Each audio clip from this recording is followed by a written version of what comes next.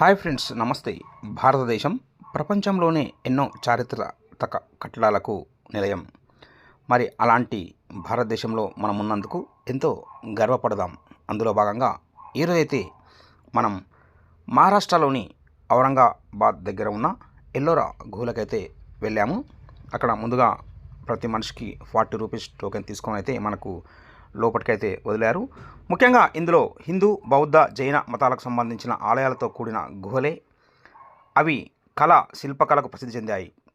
ఇక్కడ ప్రపంచంలోనే అతిపెద్ద ఏకశిలా దేవాలయమైన కైలాస ఆలయం చూడ ముచ్చటగా ఉంటుంది.